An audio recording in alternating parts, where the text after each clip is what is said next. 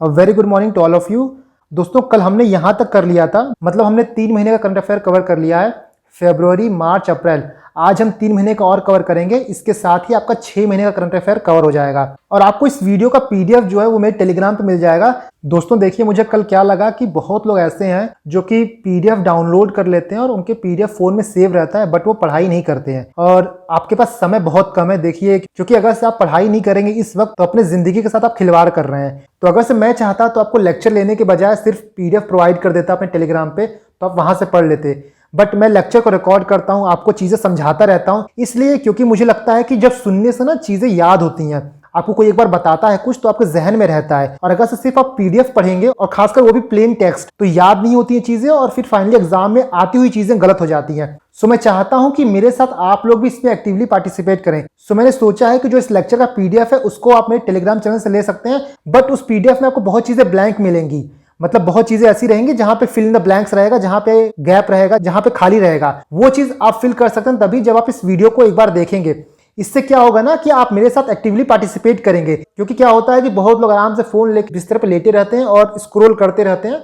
तो देखिए, इससे कोई फायदा नहीं होने वाला है। आपको बहुत ही ये कड़वा लगेगा, बट सच्चाई में जानता हूं कुछ फायदा नहीं होता है इससे, क्योंकि मैंने भी इन सब चीजों को देखा है। सो मैं चाहता हूं कि मेरे साथ आप लोग भी एक्टिवली पार्टिसिपेट करें। एक बार लेक्चर आप देख लें तो कम से कम चीजें आपके जहन में आ जाए, और फाइनली जब एग्जाम में आता है ना तो वहां पे ऑप्शन देख के याद आ जाता है। तो आप इस लेक्चर के पीडीएफ को मेरे टेलीग्राम चैनल से डाउनलोड कर लीजिए। वहां पे जो ब्लैंक स्पेसेस हैं उनको इस वीडियो को देख के फिल करिए। तो क्या होगा कि चीजें एक ही बार में आपके दिमाग में रहेंगी और लास्ट में आपको जाकर सिर्फ रिवाइज करना रहेगा। तो ठीक है दोस्तों, चलिए हम इस लेक्चर को आगे बढ़ाते हैं। इसके बाद आपका नेशनल वुमेन्स डे जो है वो 13 फरवरी को मनाया जाता है। और ये क्यों मनाया जाता है? क्योंकि उस दिन सरोजिनी नायडू का जो है वो बर्थ एनिवर्सरी है, और उनको नाइटिंगेल ऑफ इंडिया भी कहा जाता है। इनके बारे में थोड़ा इन्फॉर्मेशन जानते हैं हम लोग। सरोजिनी नायडू जो है वो पहली गवर्नर थी यूपी की। ये पहली इंडियन वुमेन थी जो कि इंडियन नेशनल कांग्रेस की प्रेसिडेंट इलेक्ट की गई, और जो पहली वुमेन थी वो थी एनी बेसेंट, याद रखिएगा आप। इसके बाद इस पॉइंट को हमने बजट में भी कवर किया था कि यूनियन बजट 2022-23 में केन बेतवा लिंक प्रोजेक्ट को 44,605 करोड़ का आवंटन किया गया है, मनी एलोकेट किया गया है। और ये जो है वो मेनली बुंदेलखंड रीजन को बेनिफिट करेगा, क्योंकि वहां पे बारिश नहीं होती है, बहुत सूखा पड़ता है। अगर से देखा जाए तो ये प्रोजेक्ट जो है वो 13 डिस्ट्रिक्ट को कवर करेगा, जिसमें से यूपी में आपको कौन कौन से डिस्ट्रिक्ट हैं तो बांदा, महोबा, झांसी और ललितपुर, ये आपके यूपी के डिस्ट्रिक्ट हैं, और बाकी बचे हुए डिस्ट्रिक्ट आपके एमपी के हैं। नेक्स्ट आप देखिए, डॉक्टर रंगनाथ मिश्र जो कि एक बहुत जाने माने साहित्यकार हैं, उनका निधन हो गया। तो आप नाम याद रखिएगा कि रंगनाथ मिश्र जो है वो एक साहित्यकार थे। इसके बाद किंग जॉर्ज मेडिकल यूनिवर्सिटी जो कि लखनऊ में है, वो यूपी के बायर डिस्ट्रिक्ट में हेल्प सेंटर खोलेगा टू हेल्प कैंसर पेशेंट। जो कैंसर पेशेंट है उनकी हेल्प के लिए यूपी के बायर डिस्ट्रिक्ट में किंग जॉर्ज मेडिकल यूनिवर्सिटी जो है वो हेल्प सेंटर खोलेगा। नेक्स्ट आपका सचिंद्र सन्याल के बारे में है, जो कि वाराणसी में पैदा हुए थे 3 अप्रैल 1893 को। इनका नाम जो है वो काकोरी कॉन्स्पिरेसी में आया था, और इसके बाद उनको काला पानी की सजा हो गई थी। तो आप ये बेसिक इन्फो याद रखिएगा। नेक्स्ट आपका निधिपति सिंघानिया जो है वो यूपी क्रिकेट एसोसिएशन के प्रेसिडेंट इलेक्ट किए गए हैं। और ये इंपॉर्टेंट इसलिए हो जाता है कि यूपी क्रिकेट एसोसिएशन में पहली बार ऐसा हुआ है कि इलेक्शन किया गया है। इससे पहले इलेक्शन नहीं किया जाता था, पर पहली बार हुआ है कि इलेक्शन किया गया है। तो आप ये पॉइंट याद रखिएगा। इसके बाद लखनऊ यूनिवर्सिटी में जो फैकल्टी ऑफ लॉ है, वहां पे एक फैमिली कोड स्टैब्लिश किया जाएगा to settle dispute of matrimonial matters. जो शादी विवाह के विवाद होते हैं उनको सेटल करने के लिए फैमिली कोर्ट एक सेटल किया जाएगा। कहाँ पे? लखनऊ यूनिवर्सिटी में। क्योंकि कोविड के टाइम पे ये केसेस बहुत बढ़ गए थे, और ऑर्डिनरी कोर्ट जो है वो वैसे ही अपनी फुल कैपेसिटी पे काम कर रहे हैं, तो पेंडेंसी ऑफ केसेस बहुत बढ़ गए। तो ऑर्डिनरी कोर्ट्स के ऊपर थोड़ा भार कम करने के लिए लखनऊ यूनिवर्सिटी में फैमिली कोर्ट को स्टैब्लिश किया गया है। नेक्स्ट है कि आईआईटी बीएचयू और निगाता यूनिवर्सिटी जो कि जापान की है, उन्होंने एक एमओयू साइन किया है to promote exchange and cooperation in education. जैसे कुछ बच्चे यहाँ के वहां जाएंगे, कुछ बच्चे वहां के यहाँ आएंगे। नेक्स्ट है आपका सौभाग्य योजना। तो सौभाग्य योजना में यूपी को 3रा स्थान मिला है। सौभाग्य योजना बेसिकली है क्या? तो ये स्कीम को 25 सितंबर 2017 को लॉन्च किया गया था to achieve universal household electrification. मतलब 100% इलेक्ट्रिफिकेशन के लिए इस योजना को स्टार्ट किया गया था। और अगर देखा जाए तो राजस्थान जो है वो पहले नंबर पे है, जहां पे सबसे ज्यादा इलेक्ट्रीफाइड हाउस होल्ड है। उसके बाद जो है छत्तीसगढ़ में है। इसके बाद देखिए तो Indian sugarcane research institute जो है उसकी स्थापना लखनऊ में हुई थी 1952 में। इसके साथ ही आप 2-3 इंस्टीट्यूट के लोकेशन आप और याद रख लीजिए, क्योंकि कई बार आ जाता है। तो जैसे आपका पहला है कि नेशनल एग्रीकल्चर रिसर्च इंस्टीट्यूट, ये आपका न्यू दिल्ली में है। इसके बाद central institute of Indian language, ये मैसूर में है। नेशनल एनवायरमेंटल इंजीनियरिंग इंस्टीट्यूट, इसको हम लोग नीरी भी कहते हैं, आप याद होगा, कई जगह इसको नीरी बोला जाता है। तो ये आपका नागपुर में है। नेशनल बोटेनिकल रिसर्च इंस्टीट्यूट आपका लखनऊ में। तो ये 4 इंस्टीट्यूट याद रखिएगा। और भी बहुत इंस्टीट्यूट है, मैं बीच बीच में बताता रहूंगा आपको। इसके बाद जब यूपी का इलेक्शन हो रहा था उस टाइम कंट्री का पहला ग्रीन बूथ सेटअप किया गया था कहाँ पे, लखनऊ में। और लखनऊ के किस कॉलेज में, तो एपी सेन पीजी कॉलेज, याद रखिएगा आप, AP Sen PG college. Next है आपका कि फ्रॉम लखनऊ टू लुटियंस, ये एक बुक है जिसको कौन लिखा है, तो अभिज्ञान प्रकाश ने। इसके बाद मुजफ्फरनगर के डिस्ट्रिक्ट वुमेन हॉस्पिटल को पहला पोजीशन मिला है अंडर कायाकल्प अवार्ड। बेसिकली कायाकल्प अवार्ड क्या है, तो ये जो पब्लिक और प्राइवेट हेल्थ फैसिलिटी है उसमें हाई स्टैंडर्ड हाइजीन मेंटेन करने के लिए अवार्ड मिलता है ये। इसके बाद प्रयागराज की रेशमा पटेल जो है वो वर्ल्ड वॉकिंग चैंपियनशिप के लिए क्वालिफाई कर गई हैं और ये चैंपियनशिप कहाँ होने वाली है, तो मस्कट ओमान में होने वाली है। इसके बाद सिडबी ने small industry development bank of India ने वेस्ट टू वेल्थ क्रिएशन एक स्कीम लॉन्च की, एक प्रोग्राम लॉन्च की है for womens in Sundarban West Bengal. आप याद रखिएगा कि ये यूपी के लिए नहीं है, ये वेस्ट बंगाल के लिए। इसको इसलिए यहाँ लिखा गया है कि सिडबी जो है उसका हेडक्वार्टर कहाँ पे है, तो लखनऊ में है और उसको कब बनाया गया था, 2 अप्रैल 1990 में बनाया गया था। नेक्स्ट है आपका कि प्रधानमंत्री नरेंद्र मोदी ने मेजर ध्यानचंद स्पोर्ट्स यूनिवर्सिटी का शिलान्यास किया कहाँ पे, मेरठ में। याद रखिएगा कि मेजर ध्यानचंद स्पोर्ट्स यूनिवर्सिटी कहाँ बनने वाली है, तो मेरठ में बनने वाली है। काफी इंपॉर्टेंट हो जाता है, ये पूछने के काफी चांसेस है। इसके बाद khadi and village industries commission KVIC के चेयरमैन ने विनय कुमार सक्सेना ने कंट्री का पहला मोबाइल हनी प्रोसेसिंग वैन जो है वो सिरोरा विलेज में लॉन्च किया, जो कि गाजियाबाद में है। तो याद रखिएगा कि first mobile honey processing van जो है वो सिरोरा विलेज गाजियाबाद में लॉन्च किया गया। इसके बाद यूपी गवर्नमेंट ने 4 विलेजेस को जो कि नेपाल बॉर्डर पे हैं उनको as a revenue village declare कर दिया गया है। उन 4 विलेज का नाम क्या है, तो भवानीपुर, तेहरा, धाकिया और बिछिया। ये 4 विलेज हैं आपके जो बहराइच डिस्ट्रिक्ट में आते हैं। अगर आप इन विलेज की बात करें तो यहाँ पे कौन लोग रहते हैं, तो वो वनतागिया कम्युनिटी की है। और वनतागिया कम्युनिटी बेसिकली कौन है, जो कि म्यांमार से आए थे। तो आप याद रखिएगा कि 4 विलेज को रेवेन्यू विलेज डिक्लेयर किया गया है। आप यहाँ पे एक पॉइंट याद रखिएगा, जहाँ पे केवीआईसी की बात की गई हमने, khadi and village industries commission, तो इसका हेडक्वार्टर आपको मुंबई मिल जाएगा और ये एक स्टैट्यूटरी बॉडी है जो कि एमएसएमई के अंदर आती है और ये 1956 के एक्ट के अंदर बनाई गई थी। तो ये 2-3 पॉइंट आप याद रखिएगा। नेक्स्ट देखिए तो लाल बहादुर शास्त्री के बारे में हम कुछ बात करते हैं। तो ये भारत के दूसरे प्रधानमंत्री थे जिनका टर्म जो था वो 1964 से लेकर 1966 के बीच में था। इन्होंने स्लोगन दिया था जय जवान जय किसान।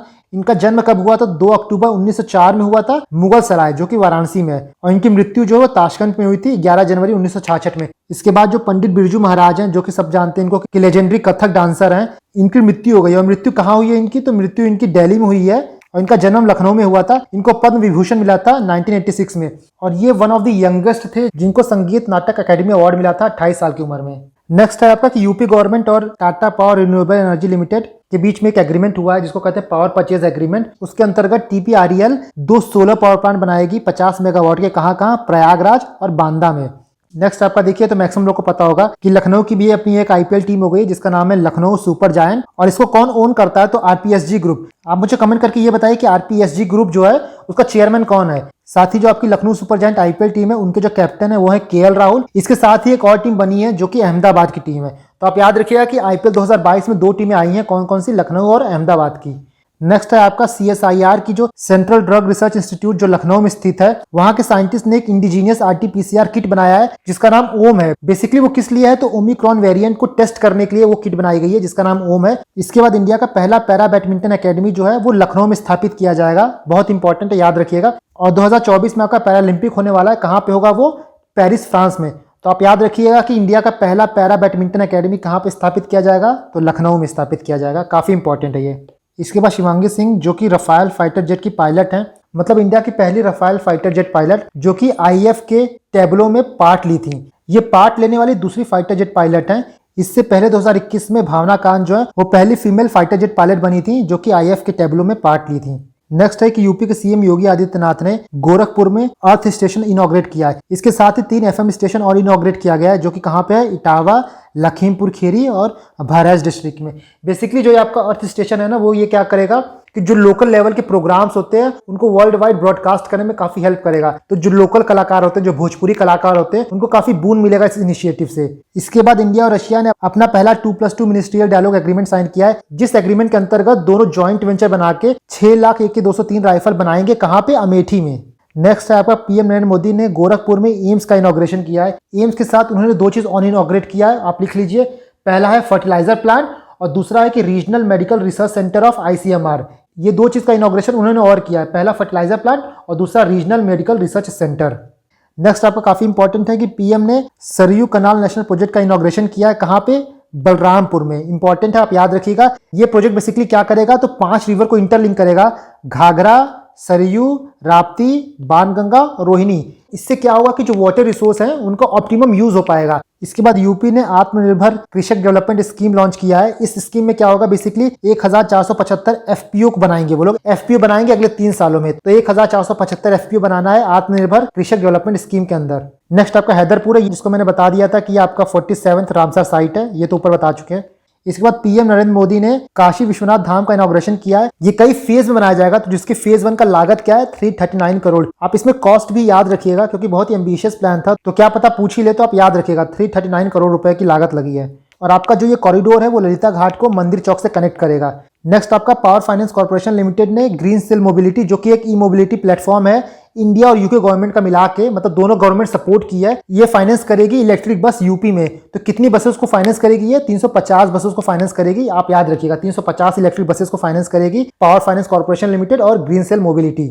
इसके बाद प्राइम मिनिस्टर मोदी ने शाहजहांपुर में गंगा एक्सप्रेसवे का शिलान्यास किया है। तो ये एक्सप्रेसवे कितना लंबा होगा? 594 किलोमीटर लंबा होगा, 6 लेन है, जिसको बनाने में लागत आएगी 36,200 करोड़। ये बन के तैयार हो जाएगा तो यूपी का सबसे बड़ा एक्सप्रेसवे हो जाएगा और ये वेस्ट यूपी को ईस्ट यूपी से कनेक्ट करेगा। ये बेसिकली 12 डिस्ट्रिक्ट से पास होगा। उन डिस्ट्रिक्ट का आप एक बार नाम लिख लीजिए क्योंकि इंपॉर्टेंट है, कई बार पूछा जा सकता है। तो यहाँ पे देखिए कि ये स्टार्ट कहाँ से होगा, तो मेरठ के बिजौली विलेज से स्टार्ट होगा और ये प्रयागराज तक जाएगा। तो जो 12 डिस्ट्रिक्ट है आपका मेरठ, हापुड़, बुलंदशहर, अमरोहा, सांभल, बदायूं, शाहजहांपुर, हरदोई, उन्नाव, रायबरेली, प्रतापगढ़ और प्रयागराज, ये 12 डिस्ट्रिक्ट है जहां से एक्सप्रेसवे पास करेगा। इसके बाद प्राइम मिनिस्टर नरेंद्र मोदी ने बानस डेयरी काशी संकुल कॉम्प्लेक्स का कहाँ पे? वाराणसी में। इसके साथ ही उन्होंने biogas based electricity generation plant का भी शिलान्यास किया वाराणसी में। और वाराणसी में कहाँ किया है? तो UP state industrial development authority food park. तो याद रखिएगा क्योंकि मोदी जी कुछ भी करते हैं तो मोटा मोटा उससे क्वेश्चन निकलने की संभावना रहती है, और कोई प्रोग्राम, कोई स्कीम, किसी चीज का इनॉग्रेशन कर रहे हैं तो वहां से क्वेश्चन आने के पूरे चांसेस रहते हैं।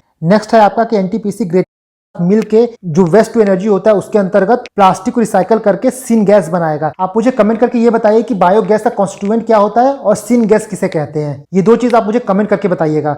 इसके बाद 25 दिसंबर 2001 को पंडित मदन मोहन मालवीय जी का 160वीं बर्थ एनिवर्सरी मनाई गई। तो उनके बारे में कुछ बेसिक जानकारी देख लेते हैं। उनका जन्म 25 दिसंबर 1861 को हुआ था इलाहाबाद में।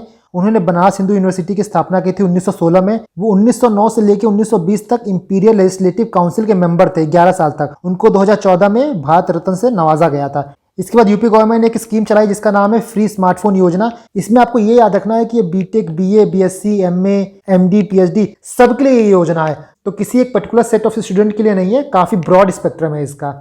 नेक्स्ट है आपका कि ऑथर शांतनु गुप्ता द्वारा एक बुक लिखी गई है जिसका नाम है the monk who transformed UP. तो नाम से पता चल रहा है कि योगी आदित्यनाथ के बारे में बुक होगी। तो आप बुक का नाम याद रख लीजिए, the monk who transformed UP. किसके द्वारा लिखी गई है? तो शांतनु गुप्ता के द्वारा लिखी गई है। इसके बाद Kashi India international film festival कहाँ आयोजित किया गया था? वाराणसी में।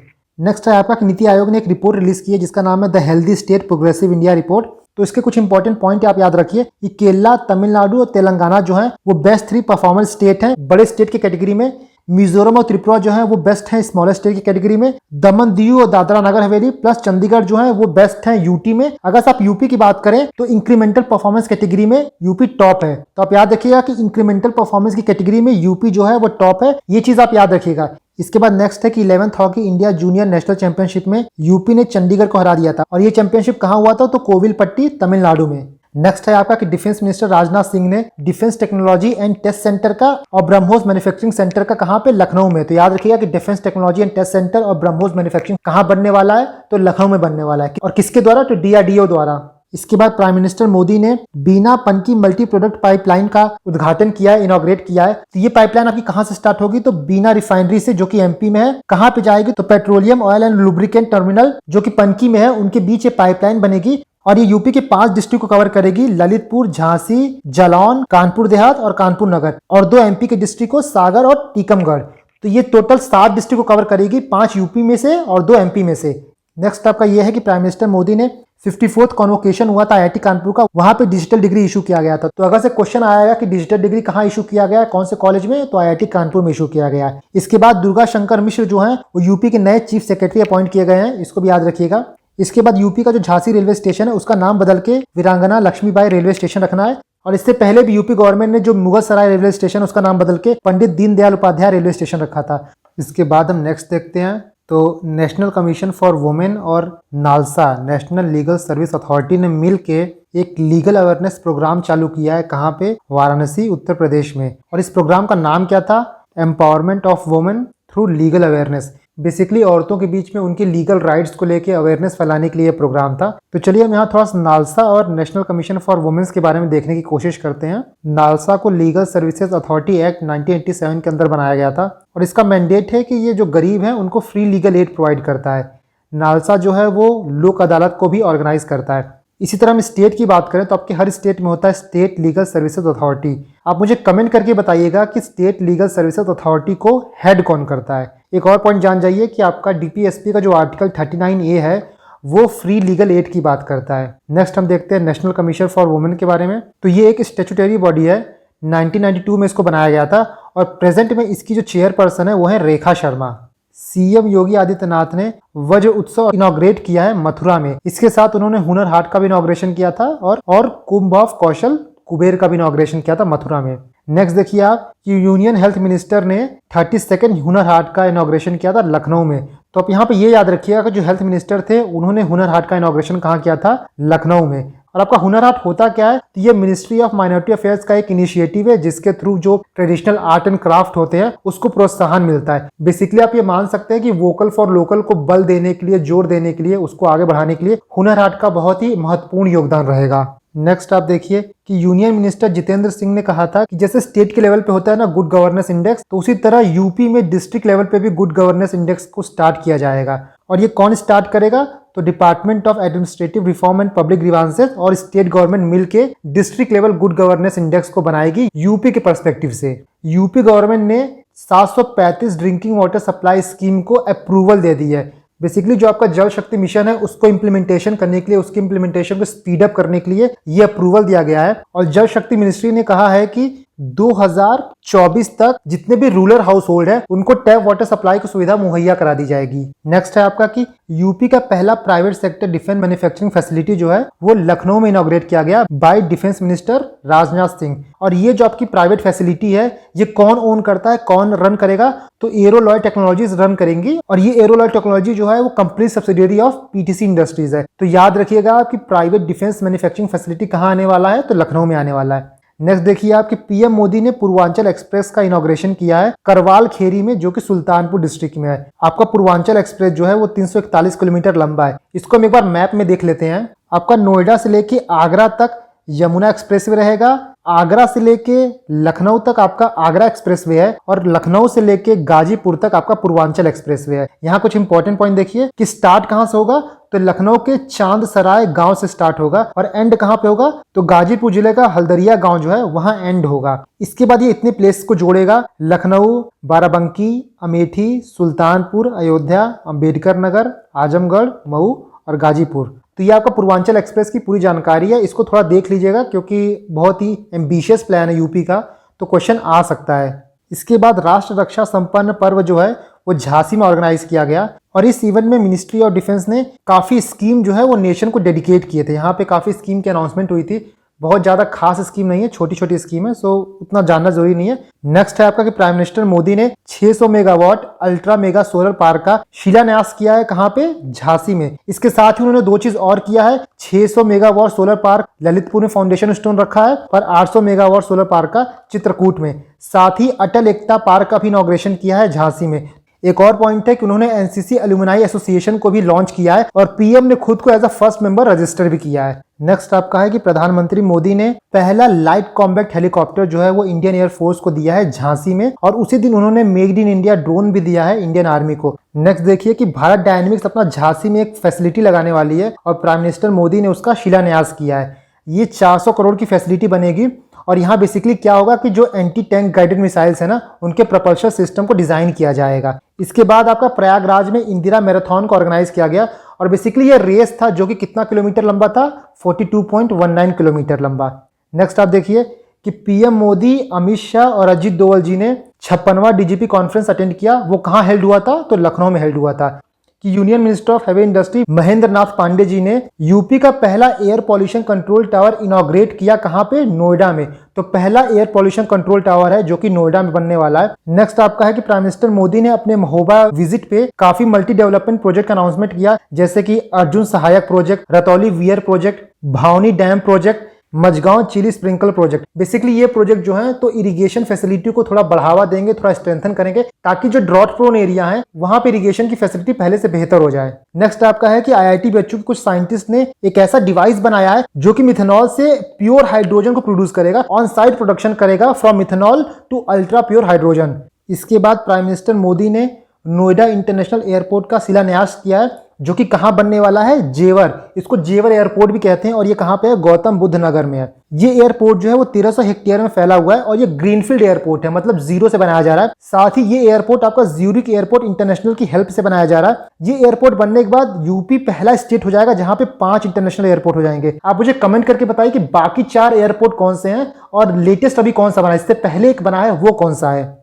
इसके बाद देखिए कि आप पिलग्रिम टूरिज्म को बढ़ावा देने के लिए रामपथ यात्रा एक्सप्रेस चलाई गई है, जो कि पुणे से अयोध्या को कनेक्ट करेगी। नेक्स्ट आपका है कि ग्रामीण फाउंडेशन इंडिया, ये एक नॉट फॉर प्रॉफिट ऑर्गेनाइजेशन है। ये एक प्रोजेक्ट लॉन्च की थी जिसका नाम है मंडी। इसके अंदर ये एक स्पेशल इनिशिएटिव लॉन्च किया जिसका नाम है कैटलिस्ट अवार्ड। इस इनिशिएटिव के थ्रू जो यूपी में एफपीओज हैं, फार्मर प्रोड्यूसर ऑर्गेनाइजेशन, उनको सपोर्ट देगा ताकि जो फार्मर की इनकम है उसको बढ़ाई जाए। तो बेसिकली ये सब चीजें जो है वो एफपीओ करती हैं, तो इसी एफपीओ को वो सपोर्ट करेंगे और डेवलप करेंगे थ्रू अपने कैटलिस्ट अवार्ड के अंदर। और यहाँ हम मंडी की बात करें तो ये प्रोजेक्ट जो है वो जीएफआई आपका ग्रामीण फाउंडेशन इंडिया के साथ साथ वॉलमार्ट फाउंडेशन का ज्वाइंट प्रोग्राम है, ज्वाइंट इनिशिएटिव है। तो दोस्तों आपको यूपी का 6 मंथ का करंट अफेयर कवर हो गया है। आई वुड रिक्वेस्ट कि आप इस वीडियो को 1-2 बार और देखिए और चीजों को जो है ना ऑन द स्पॉट पढ़ने की कोशिश करिए, बात के लिए मत रखिए, क्योंकि जब काम पेंडिंग होते जाता है ना तो फिर लास्ट में हो नहीं पाता है, क्योंकि प्रेशर बहुत बन जाता है। और आप रोज थोड़ा थोड़ा करंट अफेयर पढ़ते रहिए ताकि लास्ट में प्रॉब्लम ना हो। तो आप इसी तरह मेहनत करते रहिए। Thank you and God bless you all.